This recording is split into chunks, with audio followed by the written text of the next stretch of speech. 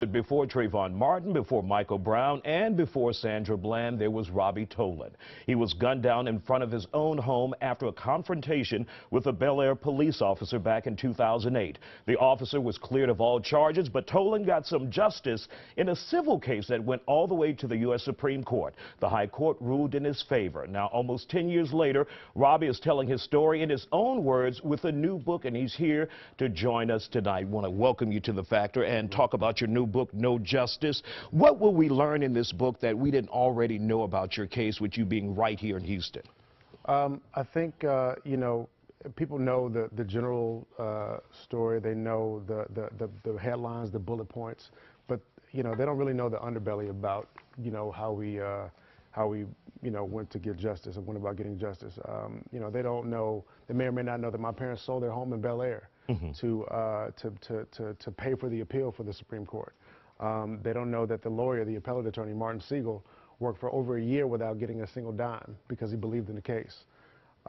Just some of the other, we had a falling out with our old attorneys. You know, just little stuff like that. They don't really know. But now everything is concluded, and so we can finally put pen to paper and tell the whole story. You had one of the few cases that actually made it to the U.S. Supreme Court, but your book is called No Justice. Why? Well, I don't consider it. Well, you know, the Supreme Court ruling was precedent setting, and that was, you know, obviously a win. But just, you know, because this type of thing is still happening. You know, from Michael Brown to Sandra Bland to you know, Tamir Rice, I mean, the list goes on and on. It's still happening. It doesn't seem like we're making strides towards stopping this epidemic. But so I think that was the driving force behind the title, No Justice. When people read this book, what do you want them to walk away with? What kind of knowledge, what kind of information about you? You know, that I think the resilience. You know, this book has a lot to do with my mom, man. She was a absolute terror in the courtroom, in the fight for justice.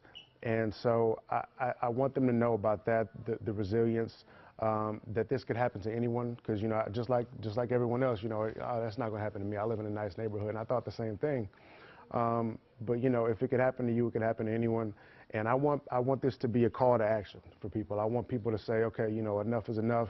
You know, nine times out of 10, when you hear stories of racial profiling, more specifically about police shootings, the victims are no longer with us. Their stories are told posthumously. And so, you know, here, the one of very few to live and tell his own story. And so I want this to be a call to action. All right. Robbie Tolan, we want to thank you for coming on The Factor Uncensored. And you can get his book, No Justice. Thank you for coming on The Factor.